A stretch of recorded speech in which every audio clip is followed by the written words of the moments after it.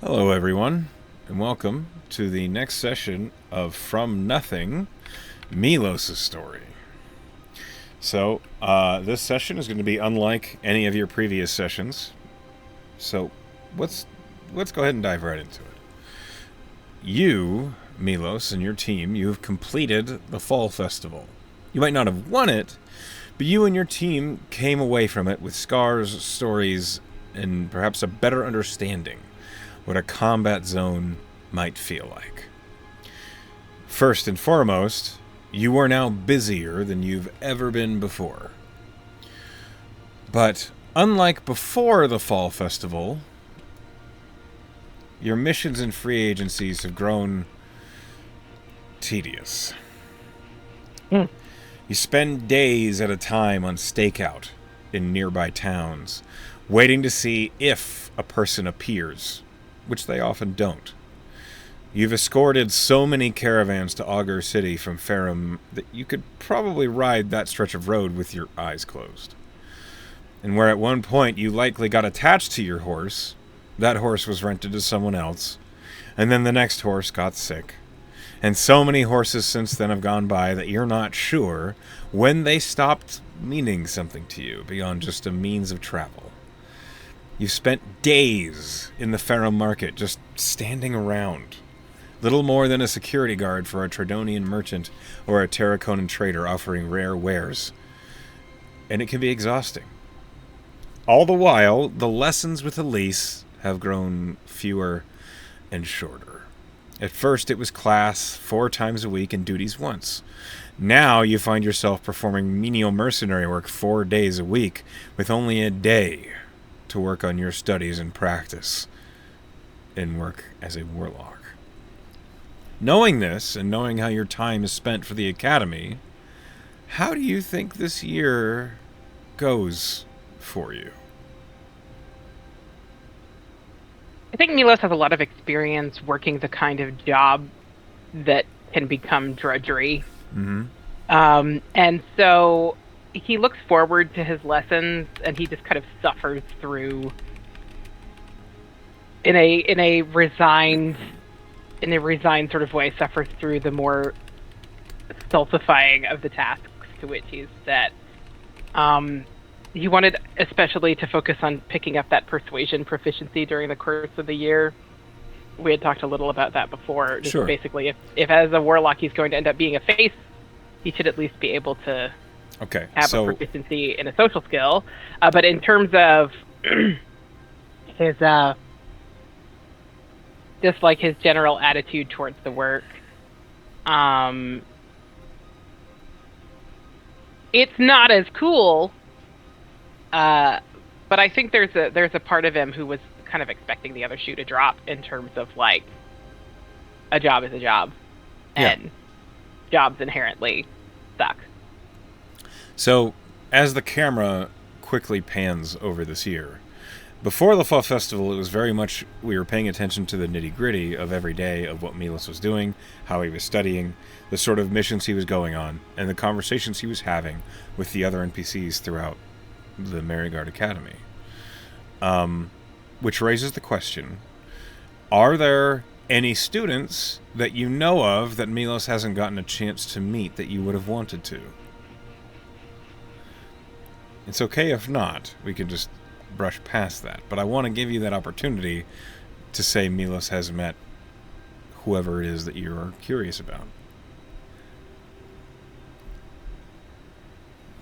I mean, I feel like he's probably at least developed passing acquaintances with most people. Sure. But in terms of like developing, like a relationship with people, um, I'm pretty comfortable saying mostly that the on-camera folks that he's gotten to know are the on-camera folks that he is really connected with, because you don't know what the chemistry of a relationship is going to be like until you've RP'd it some. Sure. There are definitely some folks.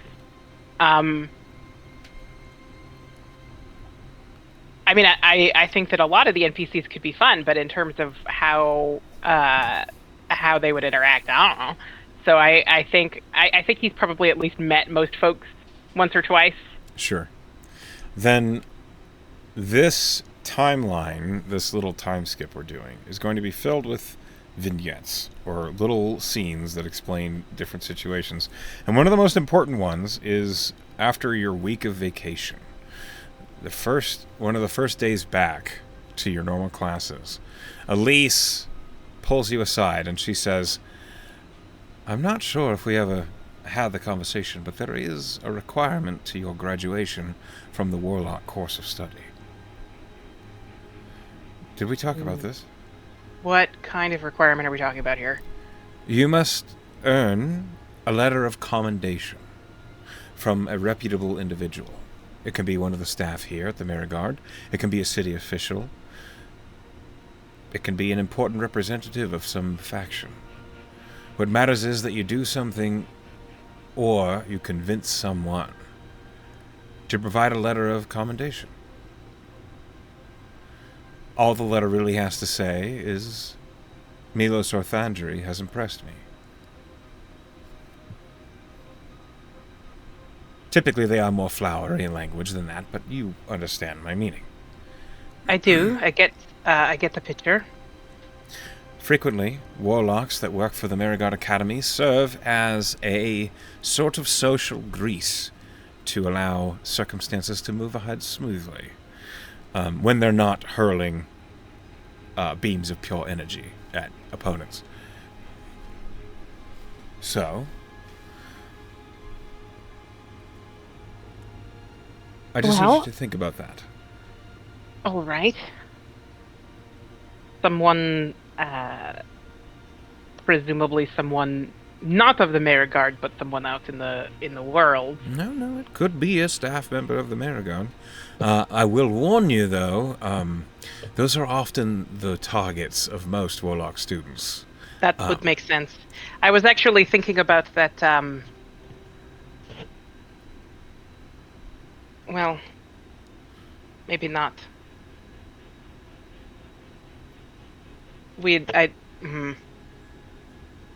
Never mind. As you consider your options, you have plenty of time. So, I wouldn't worry about it right now, but at least have that on your radar. You've shown up on the scrying screens after the fall festival, so your face might be recognized by those who would care. Yes, I suppose we put on a good show. Or so I heard. Yes, you did. It was a remarkable display. The best for a few years now, so well done. Not just you, the entire festival. No, I understood. It was very educational. You are free to use any of the resources here at the Merigard, or if you happen to find some in Augur City, there's plenty of connections there if you want to try and practice your networking. It seems like such a strange idea. Is it?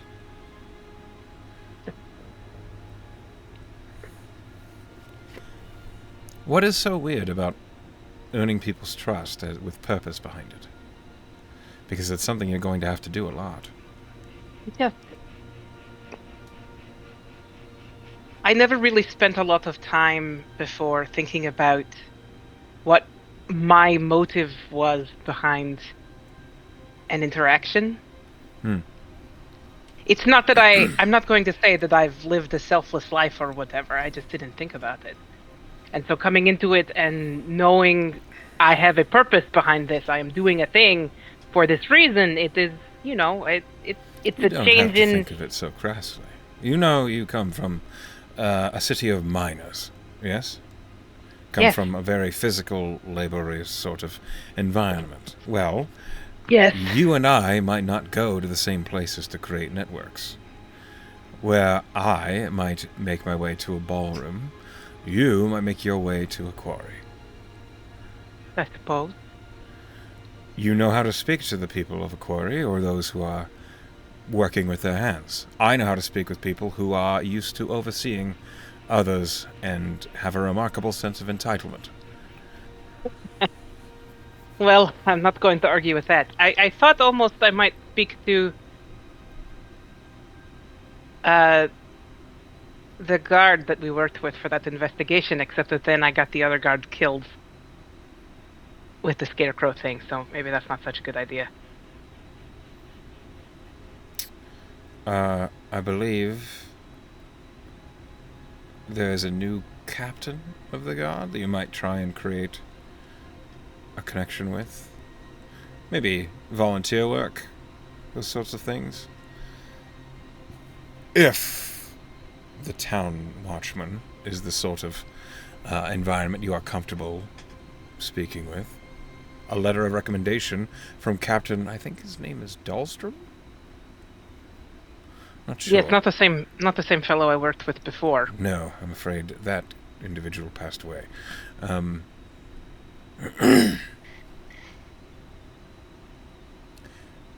If you'd like, I can look into it for you.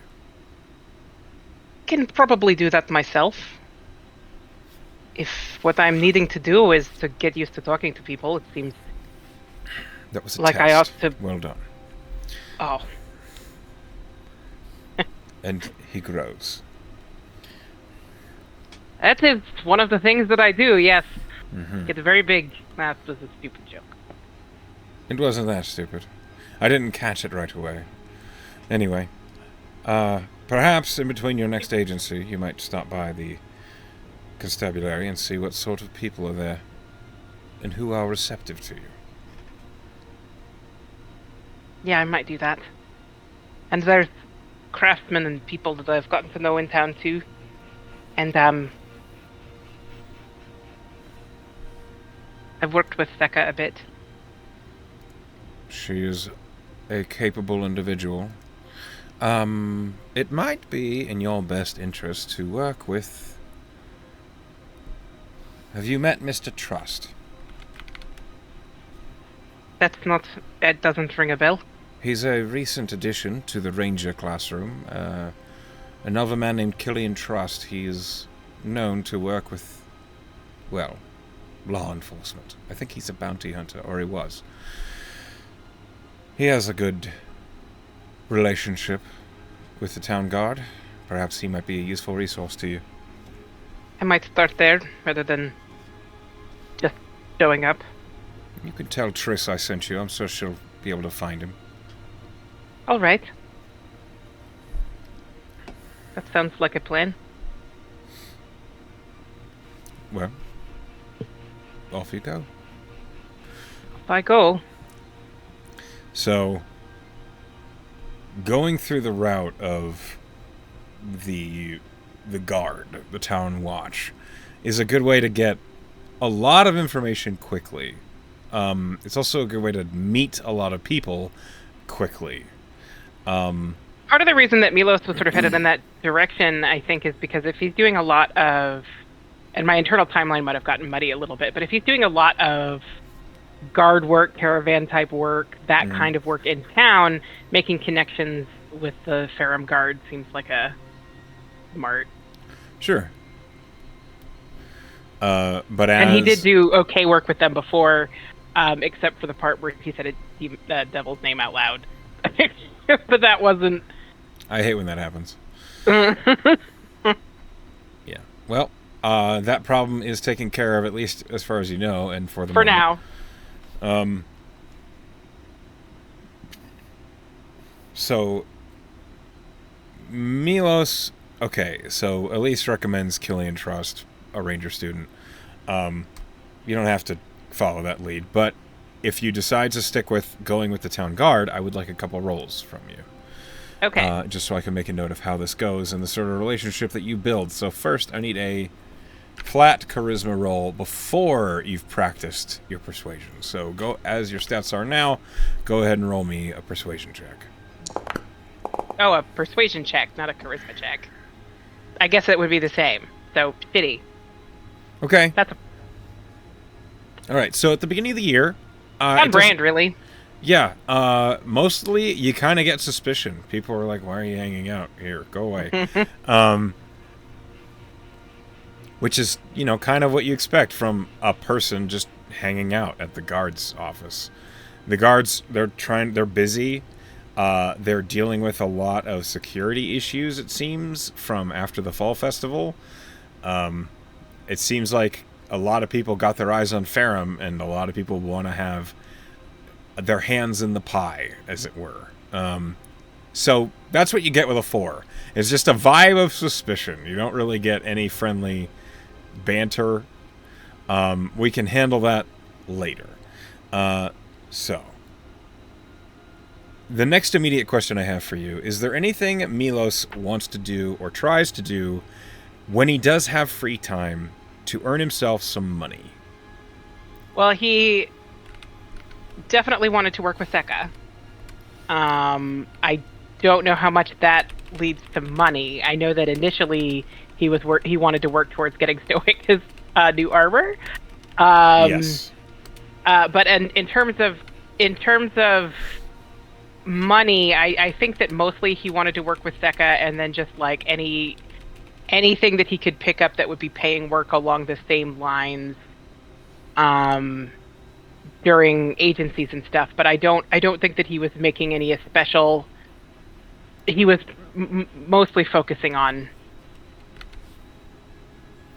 I don't think he was doing a lot of extracurriculars looking for funds. Okay, so so you're not going out of your way to get a lot of extracurriculars, which means the rudder is kind of taken from you at about maybe like the 4 or 5 month in mark. Seka approaches you. And she says, "Hey, you're from Fee, right? Yeah. You know your way around ore, and you've been mining a lot, yeah? Pretty much my whole life, yeah. Okay, so the Allen mines are opening up, and I know a group of guys that are going to bring back a haul of ore. And if you're willing to help them, take a couple weeks, go bring back some good iron, I'll make that worth your while." Yeah, yeah, I could do that. I've worked with iron before. Well, in this case, it's getting it out of the ground. So, you ever done that? I've supervised that. I have not. I've supervised it and I've smelted it. I have not been the man with the picks, but I know what I'm doing. I could do it. All right. Yeah, I know a group of guys that are meeting up at the Mary Guard in a couple days. They're gonna get out there with a few wagons and see how much they can bring back. Yeah, I could help. I would appreciate it. If I'm sorry. Can you pause the recording for just 1 second? You just stole my. Okay, so Seka basically like shows you what she's got working with, and she says, "You bring me back some good iron ore, I'll pay you well for what you can bring me." Now it's going to be a portion between what the other guys bring, but you bring back a lot, I'll have a lot. You'll get paid a lot. You see how it works? Got it. Absolutely. Yeah, it's been a minute, but I know how to do this. Now you should see my mother, but yeah, we'll do it. It'll be good. Seka smiles at you, which is the first time you've ever seen her smile at anyone. And she just says, "Good shit." So, if you do pursue this for Seka, there is an opportunity for quite a bit of money for you. You do make your way to the Allen Peak Mines, which is maybe a 4 or 5 days ride southeast. If you want to take a look at the world map, I'm actually going to bring it over so that the camera can see it. You can see it's right at the juncture at the end of Kylan's Crossing. Cool. It's a simple trip. As far as the adventures you've gone on, this is one of the less complicated ones. Where does it go? Where did it go? Oh, boy.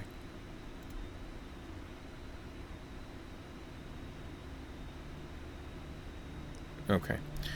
So, I'm going to need a few rolls from you, and also I'd like to know how Milos is going to leverage what he knows from growing up on Fidi and working with this sort of thing before.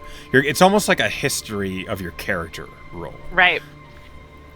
So Milos spent most of his youth working in the mines, and he trained under his mother, who was basically the chief of operations for one of the mines. And so he has a very good working knowledge of this. He was foreman for a while. He was foreman when his son, or his stepson, fell down the mine shaft, and he dove for it, and that was sort of the beginning of this whole adventure. And so in terms of how he's going to leverage it, he's going to... I think he's going to pay close attention to the folks that he's traveling with on the way up there, get a sense of, like, their histories with this, their strengths, and then he's going to just sort of try to steer the operation and just not necessarily... Like, he'll try to be subtle about it. He's not going to try to, like, swing his dick around and be, like, the man in charge, but just try to sort of just use his experience to kind of leverage the direction that they search in the mines, and use what he knows about mining operations to try to make this efficient. Okay. First and foremost, roll me an insight check as you judge. Yeah, it sounds like an insight based on what I just said. He's not proficient in that, so I'm a dummy, but that... Oh my god. A natural 1. It was a good idea, but my dice did not allow me to do it. Oh, that's well. Okay. So you can't really get a read on the people you're traveling with. They're not talking about it, which is really what that natural 1 means. It's just... Yeah. Couldn't steer the conversation well enough to make that happen. Unfortunate. But it happens. Oh, well. So, we're going to play with that as we get into the actual mining situation. You've done this before. You know what you're doing. You are, as they say, proficient in mining. Go Would ahead. Would this be to look for ores, I guess? Would that be investigation, survival? So, the Allen Peak mines are it's a founded mine. So, it's already... So the veins are there. It's not like you have to find them. Correct. It's just a matter of harvesting the good veins, and then isolating out what is good ore from what is hollow ore. Or rather, there's not much iron to be found in the rock. So, first and foremost, I'd like you to roll me a D100.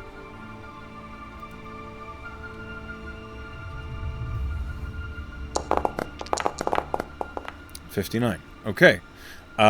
Next, I would like you to roll me a... Let me see here.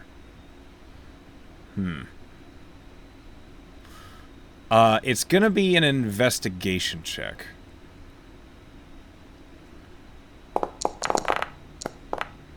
Okay, a dirty 20. All right. Lastly, now I need you to roll me 3 rolls. I need an athletics check, I need a constitution saving throw, and I need a perception check. Okay. Con save. Ugh. Okay. And lastly is the perception check.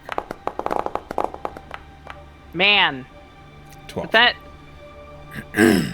Okay. That was 6, 8, and 9. So we're not doing very high on that die. Oh, well. Well... He tried. He's gonna wear himself out is what? Yeah. Okay. Do you have any ideas or anything that you think could turn the tides in your favor against these dice rolls? Mold earth? Judicious application of mold earth to make this process less difficult, particularly in sifting through rock. I'd allow the mold earth to give you advantage on that athletics check. Okay. I will roll the athletics again.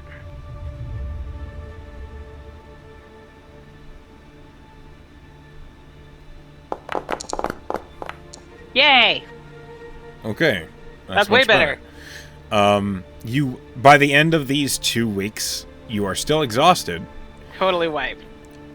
But through that very high athletics check, the good investigation, and the positive roll in the D100, the caravan is full of rock.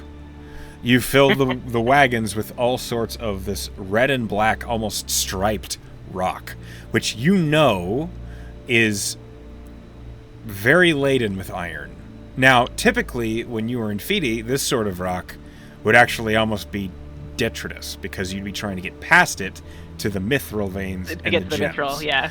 You would be telling workers to work around that, and maybe if we have room on the ships, we'll take it out later. Yeah. But this is what you're going for now. With that 9 Constitution saving throw, I need another con save, actually. Okay.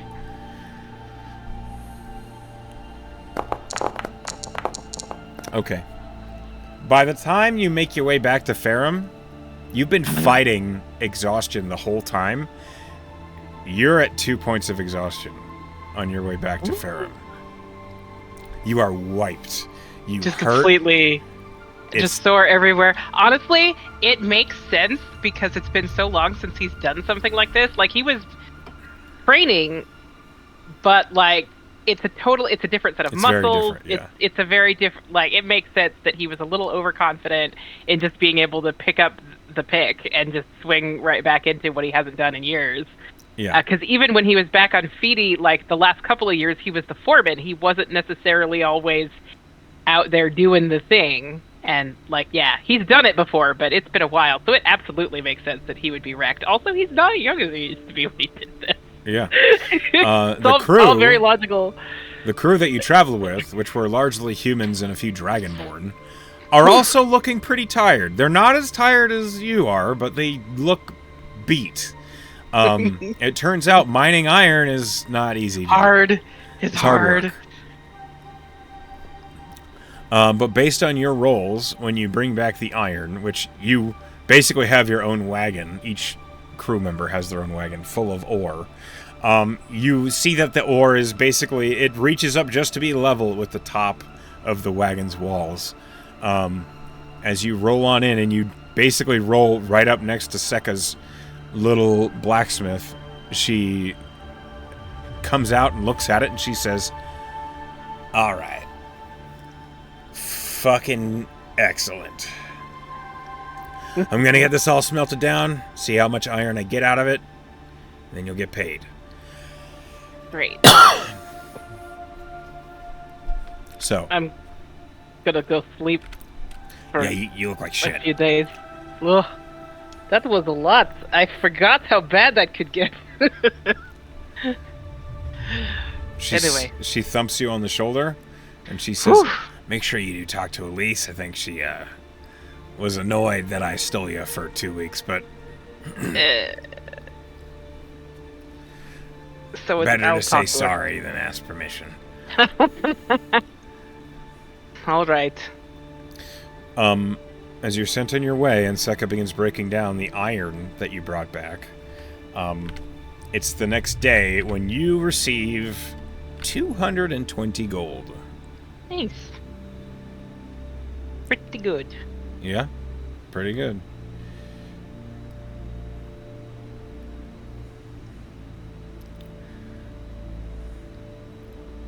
Nope. There we go.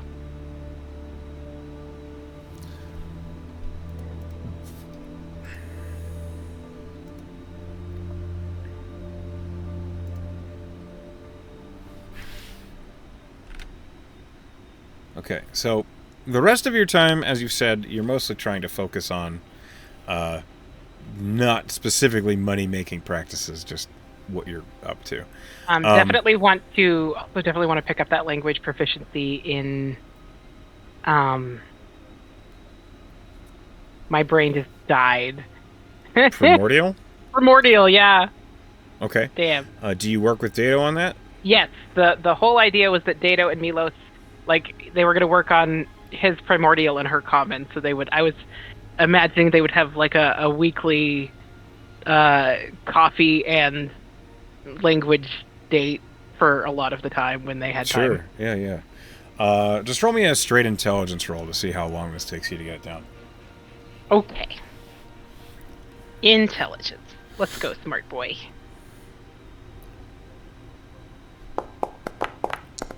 Oh no, smart like Heimdall. Okay, that's a poor roll. I think what that means is you and Dato, you're working on languages, and you end up just talking. You just end up Yeah, we shoot shooting the the shit a fair amount. Yeah. You're goofing off a lot. You're drinking coffee. You're drinking ale or whatever. And Yeah. the thing is, Dato is... She's high energy. She's kind of just a fun person to hang out with. Yeah. She tells a lot of jokes. Very easy to get distracted. Yeah. She makes fun of Carver, the other sorcerer student, a lot in ways that are harmless. But mostly it seems as though, from what it sounds like, Carver is not the brightest torch in the fire. She is lightly amused by him and shares the stories with Milos. Perhaps these meetings are something Milos ends up looking forward to, not to learn Primordial, but just as like a just break. to hang out. Yeah. So I'll say it takes you... It's not until halfway through the time skip that you finally are proficient in Primordial. Okay. How the heck do I add that? Languages. That's how. You did it. I did it. Good job, me. Now, she was also working on her common. Yes. So, I'm going to have her roll intelligence to see if she does any better than you.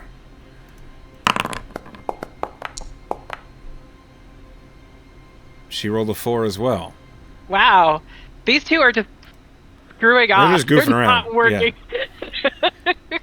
Basically, they practice whenever there's nothing else to talk about, is when they start practicing. Yeah. Okay, so at the same timeline, basically, she figures out common when you figure out primordial. Let me edit that on her page. Okay. You also notice over the months, when Dato first came to this plane, even though she didn't wear the ridiculously ostentatious and valuable garments that she got from home, over the months she's wearing less and less ridiculous clothes until, like, maybe about, like, at this point when she learns common, she's wearing extremely simple traveler's clothes, and her hair is, like, pulled into just, like, a really simple ponytail just to keep it out of the way. And she doesn't wear makeup anymore. She just does not care about the appearance anymore, which is what it used to be her entire life. It's almost a sign of growth, as it were. Anyway. Sorry. I'm paying attention. I just watched a cat jump sideways and fall off a couch. They are creatures of grace, after all. Yeah. So dumb. Okay, so next thing we wanted to handle was you talked about Stoic and getting him new armor. Yes. One of the first things that Milos wanted to do after the fall festival was to talk to Seka about getting him new full plate and working in her forge to kind of work it off. He can smelt, he can do smithery, but generally, like, he gets that that's not a thing that the Marigard provides, but he felt responsible for what happened to Stoic's armor, even though it was not really his fault, and he wanted to help. Roll persuasion. Okay. Because full plate is expensive. And I'm gonna do, and that's clearly before I'm proficient in it because it's right afterwards. Yep. Oh, good, but it shows that Milos cares about it because he did not roll shit. With a 17, Seka says, yeah, sure, you can work it off, but it's going to be a couple months. That's fine. All right. He will do it. For his bro. She, Totally. like, the first thing she says is, all right, we got to make the steel then, because no one wants full plate made of base iron. You know how to make steel? Yeah. Let's get to it. All right, so this is going to be a crafting check. In this case, it's going to be a strength-based crafting check, so go ahead and give me... It's basically an athletics roll. It's strength plus proficiency with Smith's tools.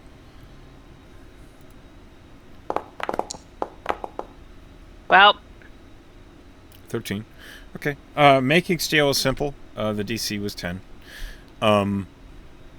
It's slow. It's tedious. You are basically loading iron and a whole bunch of these small black... It's coke and charcoal, but your character's familiar with them. And you are smelting it down, blending it, and then you get all sorts of really shit material and a little bit of steel, and you have to basically break it down, heat it, fold it. It's a long process. It's tedious, but you know how to do it, and Sekka seems to be relieved that she could focus on other things while you are making adequate steel to make armor out of. It's slow. mm-hmm. It takes like a week to get all the steel ready. Especially since, Milos has other things that he also has to do. He can't just be smelting all the time. Right. But eventually you do get all the materials you need. And the next thing that happens is Sekka says, all right, go get Stoic. We need his measures.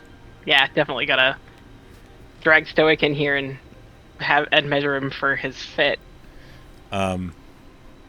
Stoic is, when you go to get him, at first he is confused, and then he realizes you're taking him to the blacksmith, and he says, oh, is this is good news, I hope. It better be. We're gonna get you kitted back out, my friend. You don't have to do that. I mean, I appreciate it, and I'd like you to do that, but you don't have to. I don't have to do that, but I want to. We're going to do it. All right, you're a good guy. Okay, he follows you. The measuring of Stoic, it's exactly what you'd expect. He's a big guy, takes a lot of steel. He's big. He's a Goliath. But as that happens, are there any design elements Milos would incorporate into Stoic's armor?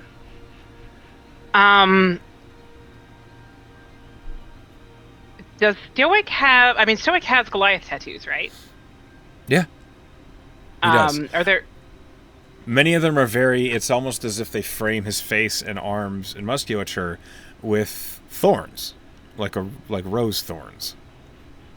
Mm-hmm. I'm wondering if they're, like, I'd like to do... Milos would like to do something that... not too ostentatiously, but something that echoes that. Okay. Like, especially maybe around the seams, so that it looks a little bit like there's climbing thorns, like, over the seams of the armor. Sure. That's totally doable. Well within Sekka's skill to do so. Go ahead and roll me a crafting check to see if you can aid Sekka. Okay, so we'll see if he's at all useful. Something with this. Nope.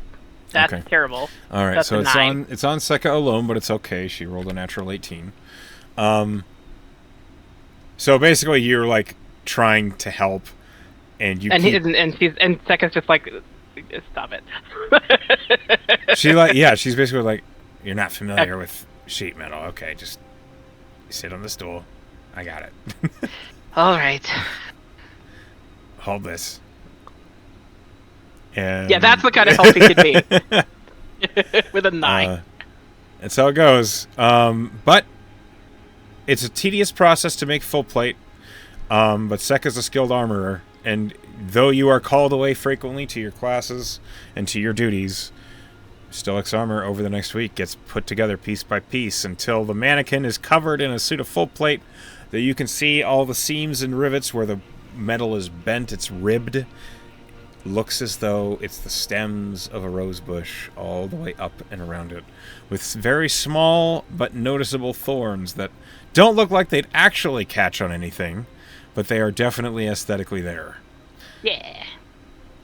And finally, their last piece is a symbol that is emblazoned across the center of the chest. It's a small symbol, but it looks as though it is a sun within a snowflake, a.k.a. Breza's symbol. Breza's, yeah, makes sense for our paladin. Stoic, when it is presented to him, he says, "Hey, this is so much nicer than what I had before. You didn't have to go to such trouble." Well, if you're gonna be wearing it for a while, we want to have you in good stuff. Oh, I'm going to wear it. So I'm not. You're not allowed to take it back, because he's already Definitely not sliding. happening. He's already sliding the pauldrons on, and he says, "Thank you, you two, very much." And Seka says, "Thank him. He's working it off for the next month." Yeah. Stoic looks at you. He holds out his hand. And when you go to shake it, he pulls you into a hug. Yeah, I knew that was happening. Milos will hug him back, clap him on the back. He is so much smaller than Stoic that Yeah. it is a little silly, especially since his back is now covered in sheet metal. Yeah. But he does it anyway.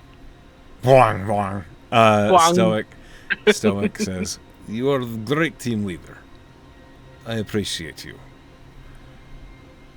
Thanks. I knew you would take care of us in the festival. I was not expecting you to take care of us after the festival, so thank you." Feels right. You know? Oh, I appreciate. Yes, it feels very right. Okay, good. You did the measuring well. That's very movable. Good. So, you have got some serious approval points from Stoic. They bros. It is well-made full-plate armor. It fits him well. He's pleased. He gives you back your scale mail. Yeah. You can go ahead and add that again. Especially since it looks like your AC is a 2? I don't think that's accurate. And I that think that can't there's be, some- no. No, Oh, I think... I see what happened. It was saying natural armor, which you don't have. Right. I don't have natural armor, so it was like pretending that the base 10 was just like, nah, don't get that. Yes, does not make any sense. Yeah, All that's better. Yes, that makes sense. All right. What's next? What is next in this time skip? You wanted to practice your persuasion. Yes, working with Elise on that. Okay, so this is basically going to be a series of rolls.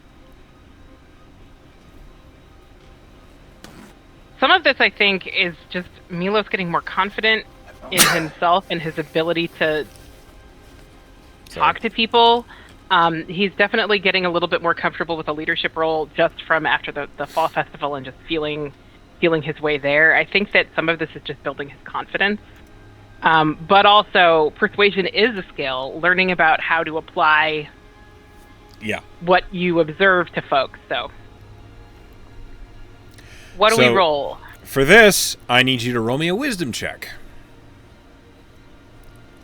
Okay, wisdom. It's in tight, Thank you. by the way. Thank you, and sorry. 10. Guess what you needed?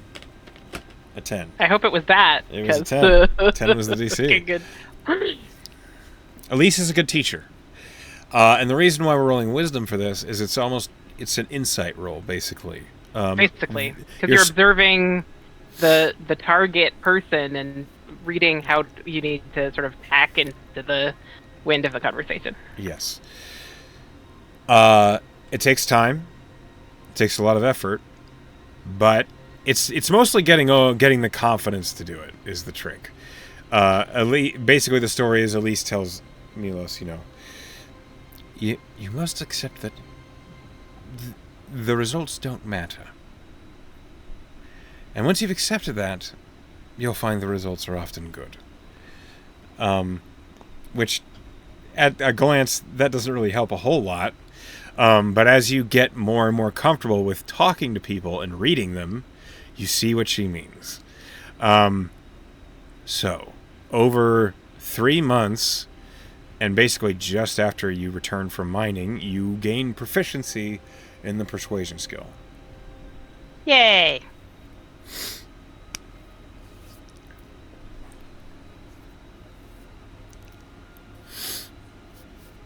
Okay, so the next thing we got to talk about,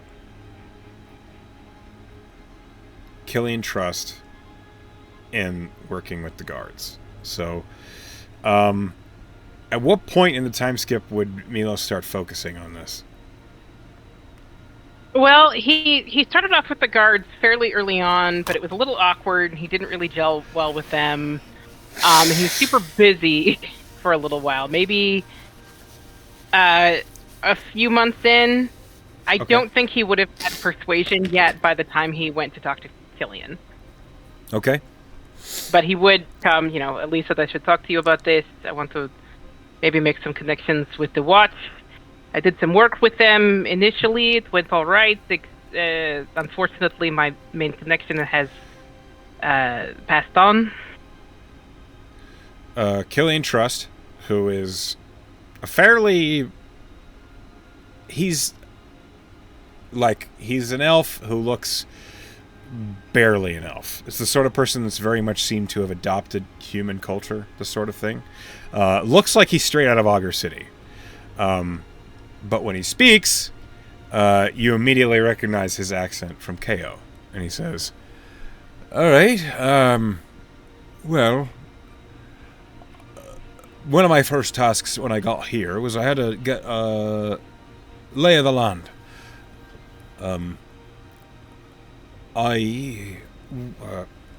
My studies under Trace have been more about, well,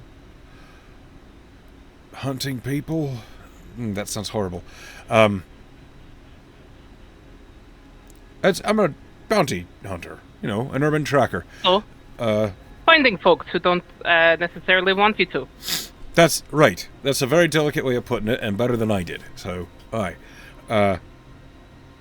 I've got a good relationship with some of the guards. I've helped them a lot.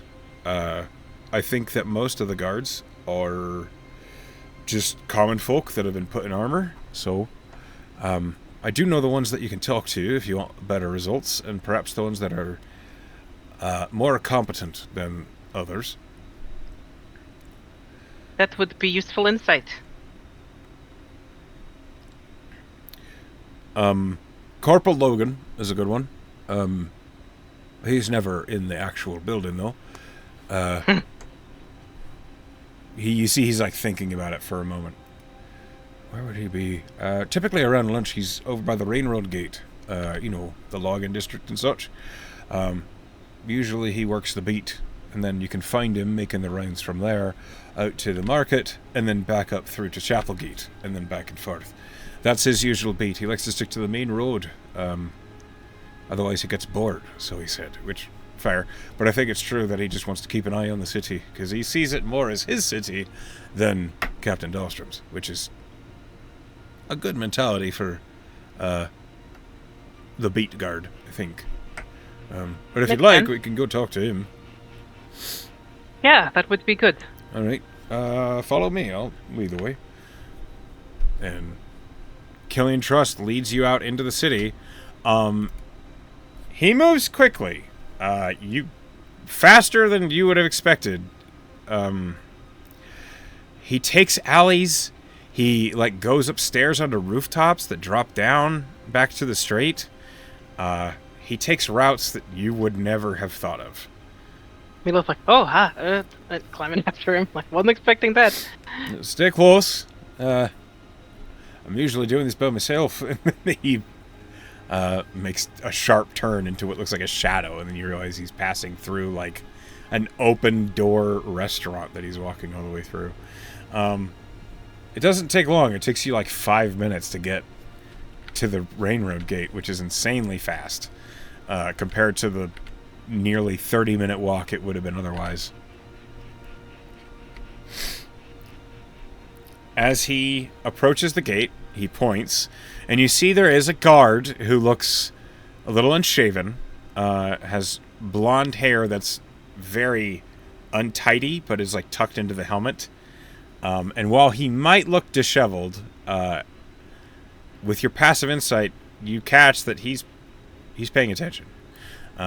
It's kind of a feigned incompetence as you're approaching. And as he approaches, Killian says, "Logan, I'd like you to meet Milos." And the corporal kind of leans up against the wall and tilts his head toward you. And he says, "Hey." Hey, Milos Torthandri, nice to meet you. "What can I do you for?" Well, I've worked with the guard a couple of times on free agency and that, with the Mare Guard. I'd like to keep doing that. Maybe learn how best I can be of service to the guard. Maybe figure out which way is up and down in this city, if you know what I mean. Roll a persuasion with advantage because trust is there. Killian trusts, not that he trusts you randomly. Yes. I have to roll this without persuasion, or without my proficiency that I just added, because I don't have it yet. Just roll a straight charisma roll. There we go. That's not too bad. 18. No, that's not too bad at all. Corporal Logan looks at you and he says, "Milos." "All right. Yeah, I'll show you around. I think I heard about you. Stories going around about a guy who opened up a demon book." I'm afraid that one is true. But I promise I know better now. Some lessons are most painful to learn, but they stick with you, right? You could say that. I'm certainly not going to forget it anytime soon. We'll be very careful what we read out loud in the future, believe me. The corporal kind of scratches at his really scruffy beard and he says, "Fair enough. I already know a task that you could handle for me if you don't mind. Hey, shoot. What is it? I was going to have to deal with this later, but since you're here and willing, you know about the kobold population in town?" A little. I know they're there. Mostly do things by night. Yep. Well, they've made up a whole catacombs community underneath the old temple here in the Rain Road, which is why I like to stick around here, make sure they're not in trouble. But he points to a building, and you can see behind the log cabin, the sawmill, the log mill. There is what once was likely a temple, but the building has largely been, it looks like, slowly deconstructed, and it hasn't been like designated to make into something else. But you can see there is a staircase that leads down below street level. He says, "Just poke your head on down there, see if you can find their chieftain. You'll know her when you see her. Just tell her Logan's got her next delivery." All right, I can do that. Mm-hmm. Appreciate it. Saves me trouble. No trouble. Easy to do. I would like to see if he's not going to ask any questions, but I'd like to see what Milos, like, for insight-wise, makes of that message. Can I do that? Sure. Go ahead. Okay. On top of this roll me a history check. Alright. Okay, there's some good rolls. With these two rolls combined, there's a couple things that you know and that you've just learned. Kobolds, ones that are living in civilization and outside the purview of some dragon controlling them, they're very keen on a few things. They love the dark. They love being underground. They love precious stones. And they love decorating themselves with all sorts of ornamentry. Frequently, with that history check, you know that to be, or mean, kobolds love costume jewelry because they see it as tricking people into thinking that they are gloriously ornamented. Okay. With that insight check, you imagine this delivery, whatever it is, it's likely not anything illegal. It's Shiny baubles to help keep the peace. Yeah, that's exactly what you imagine it is. Very cool. Okay. Yeah, Milos will go as suggested, and he will stick his head in and investigate, see if he can locate the chieftain. Okay. There are a lot of kobolds down here. It's a society, it seems. It's almost... Do you have dark vision? Do I? 1 second. I have to remember which warlock feature I took. I don't. Okay.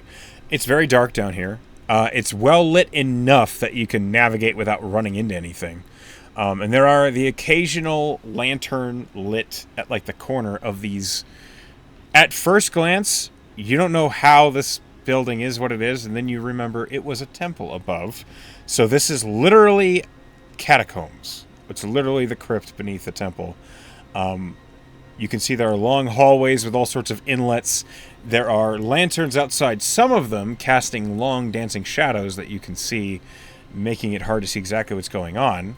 But as you step in and you look, a kobold near the door who is sitting across the table from another kobold, they have like a round table set up and what looks like a dragon chessboard.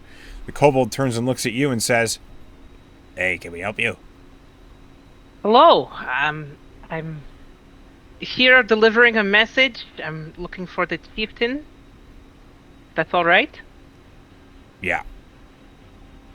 He just shrugs and goes back to the chessboard. Killian, who's behind your shoulder, like taps you and says, "Probably toward, the Deeper end in. of the yeah." Yeah. And as you're making your way in, a lot of kobolds turn and look at you because you're a human in the kobold catacombs. No one gives you any trouble though, and some of the kobolds are trying to stop you to sell you things. Any of it look interesting? Roll me D100. Okay.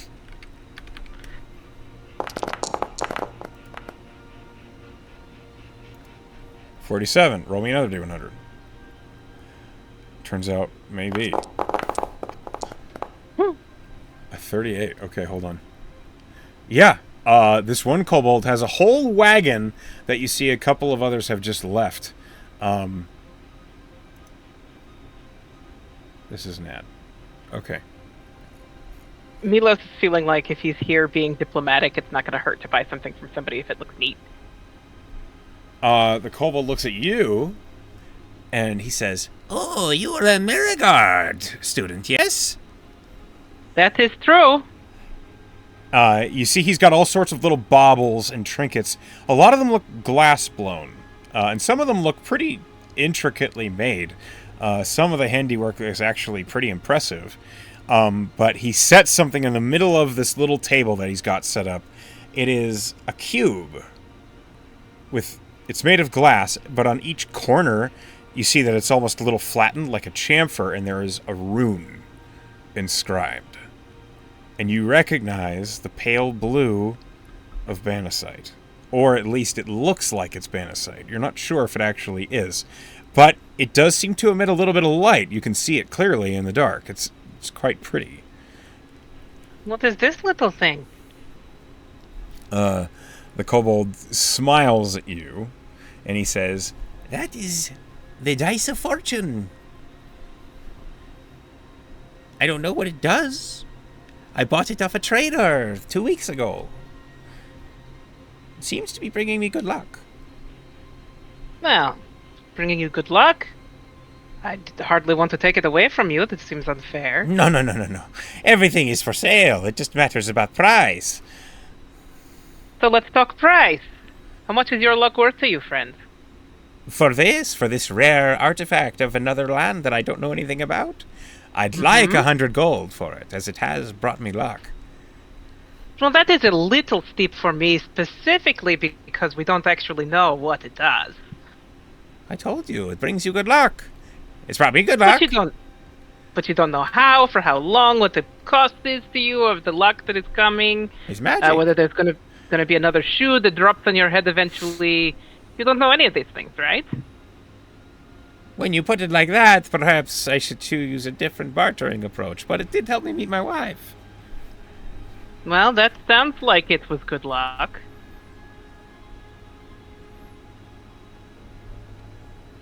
Look, are you here to haggle or to break my balls? I'm happy with either. I was thinking I was haggling. I'm not planning on breaking any part of you. That seems very rude.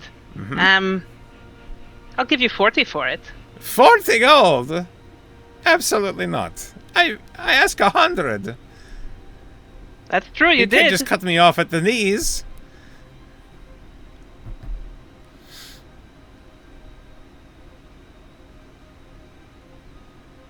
Well, Milos, think about this for a second. All right, 60. 80 gold. And I should meet you at 70, yes? 75. 75, I will do it. Then you have a deal, my friend. All right. I hope this does not kill your luck now. You see, he looks a little bit concerned for a moment as he, places it inside a little velvet wrap and ties it up. Me too. And then he slides it across the table to you. Milos will give him the 75. Okay. Which I will remove from his inventory here. You are in possession now of a lesser good luck stone. It gives you a +1 to saving throws. That's it. Having done that, it's gonna keep going until we see if we can find the chieftain so that he can deliver his message. Yeah, it's new luck stone in his pocket. It's very small. It's it's maybe the size of maybe a plum, but it's got a lot of weight to it. It feels like it's solid glass.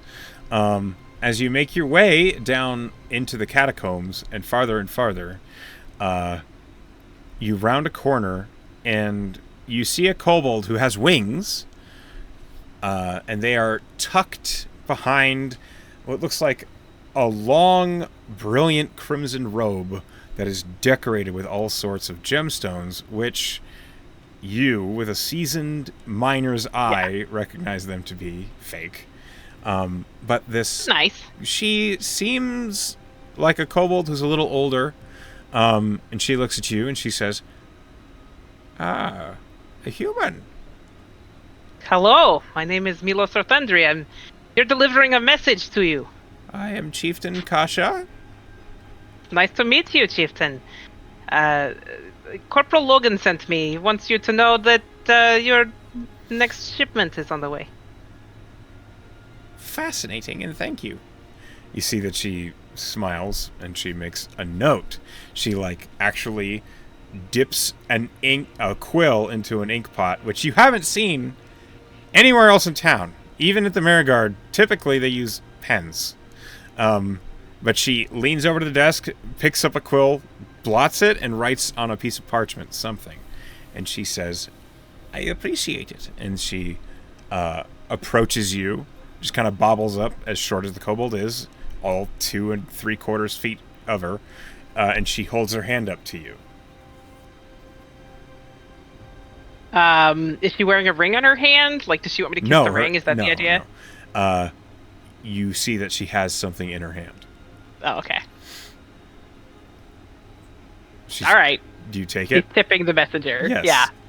So she tips you 4 gold.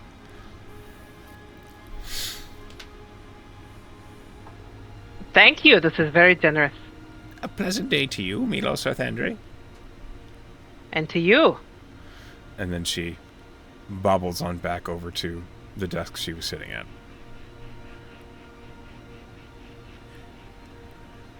you feel remarkably dismissed. Yeah, no, Milos is like, all right, all right, let's go.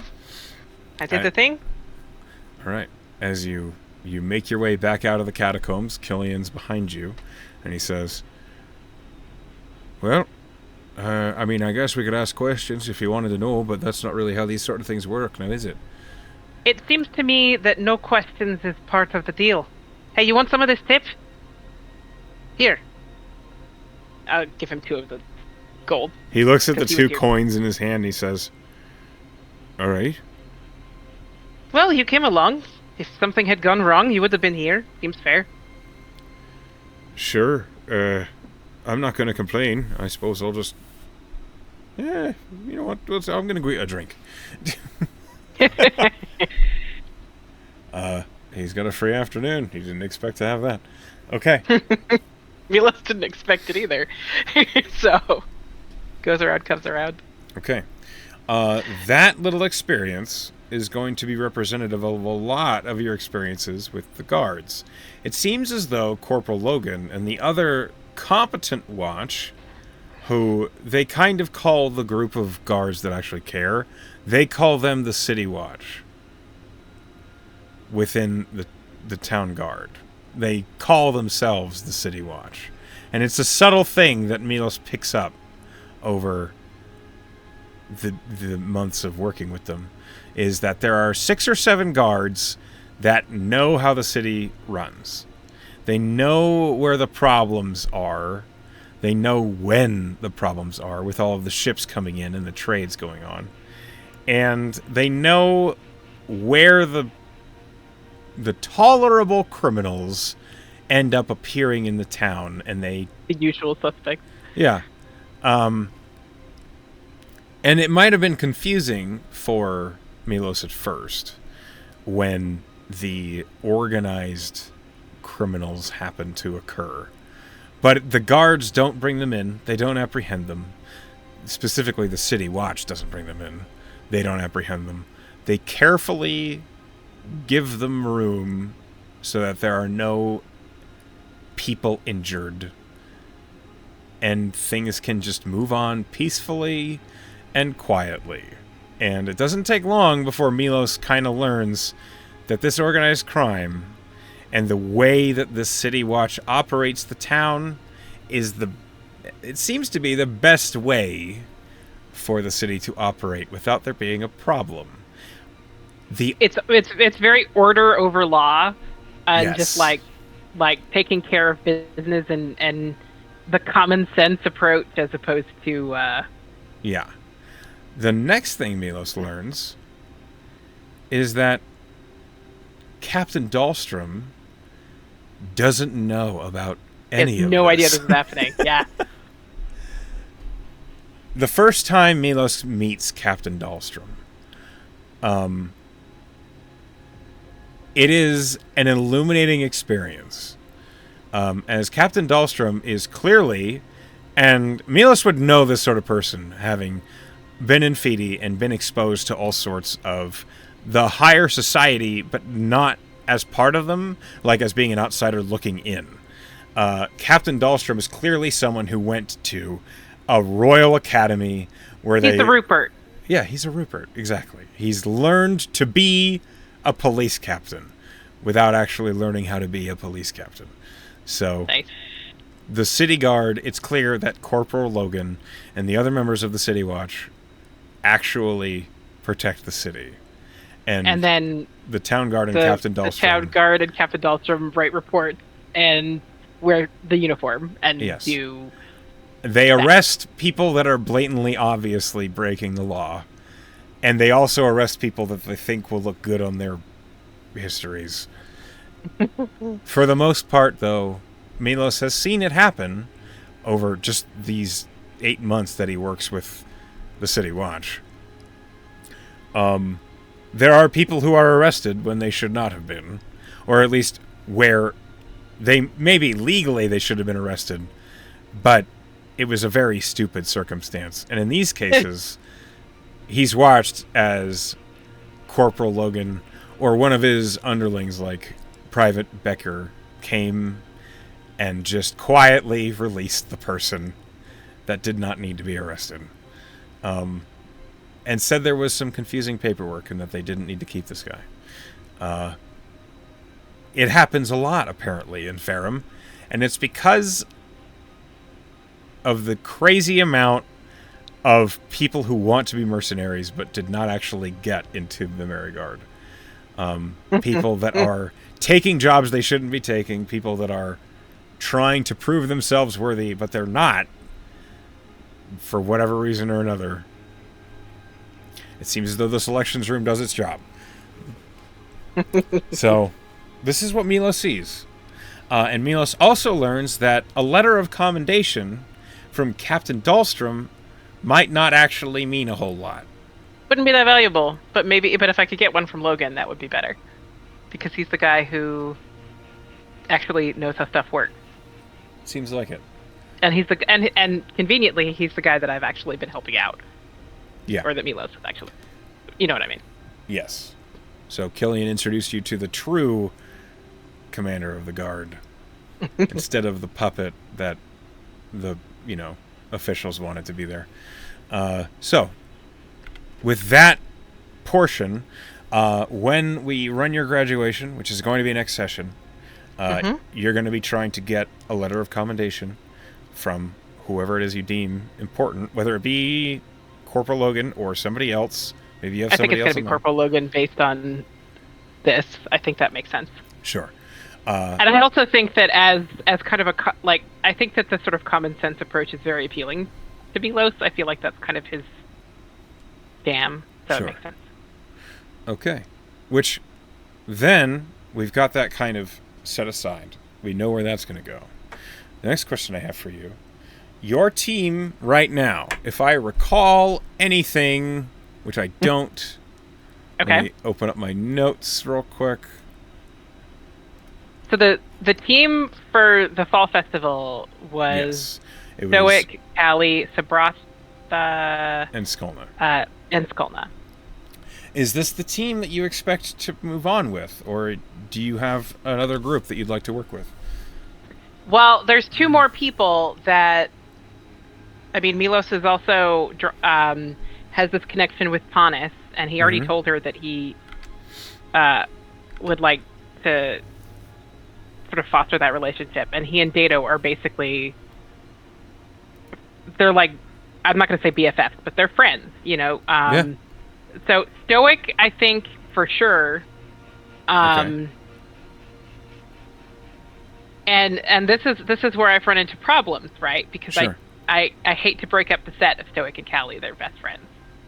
And Well, I don't know that I need a wizard and an artificer, right? Okay, so I don't want you to worry about team balance. Okay. Okay? Whatever your team is made of, your missions are going to be suited to you and your team. Because that's what Persh's job is. Right? Mm-hmm. So if you end up with a team with a lot of wizards on it, you're going to be handling things that require arcana knowledge. That makes sense. That sort of thing. What I want you to consider is two things, okay? When you graduate and you have your full contracting team, you can have 6 members, including yourself, or more. It's a bad idea, because if you have more... it becomes unwieldy. Yes. But if you want to add a team member without removing one, you can. Also, your Fall Festival team, if you'll remember, you only picked Stoic. That's true. If I recall. So, Persh is the one who assembled your team for you. Basically. So I think, so looking at,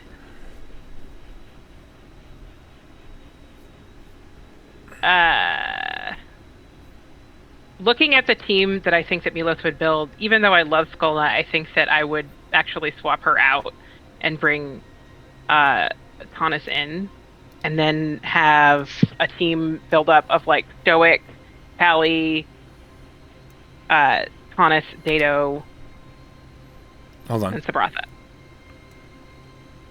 Stoic, Callie, Sabratha, yes? I think it's really important to have heals. and she and Milos felt proud of himself for earning her grudging respect. Okay. So I feel like that's a relationship that I would like to continue to foster. So, Sabratha, Callie, Stoic, Taunus, and Dato. Yeah. Okay.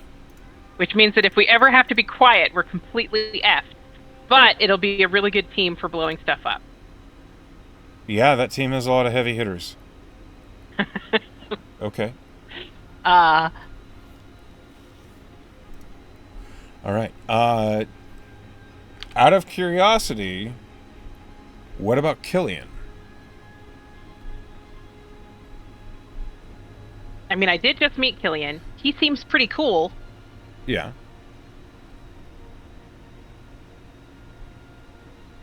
I'm not trying to sway you one way or another. I just No, I'm thinking about it because I had not had I hadn't thought about it before because we just Sure.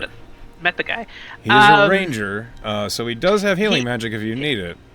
I will also point out that Taunus also has healing magic. As Taunus does can Stoic. heal technically, so we could like swap in Killian for Sabratha, and Unless then have you a little want bit. Sabratha, which I'm totally cool with. I like Sabratha, but I think it might actually make more sense to swap in Killian because a ranger, especially a ranger who's really good at urban tracking, if we end up, I think that could make a lot of sense. Because I like Sabratha, but as far as the team like integrating, it's not like we were all best friends. Mm-hmm. Okay. Let's see here. So you're swapping Sabratha for Killian? Yeah. Is it the final answer? I think so. Okay. Because it's not like we can never talk to any of the other NPCs again. Of course, they're not on the team. yeah, It's of course. just like this is going to be the core group for adventuring, and I think it makes sense. Okay. Your team is updated. Cool. You have two So team members with no surname. Well, no, I really like Skulna, but she's really Lorna's NPC, like, at this point. And she and Milos didn't have that strong a relationship. It was Sure. She was there to be badass, but Yeah. I don't really feel bad about making that swap. Okay. Then, is there anything else you want to handle during this time skip? We took care of the proficiency, the language proficiency. Yeah, I would say if you wanted to, because you're not focusing on making money, you could spend time to gain proficiency in another skill. I think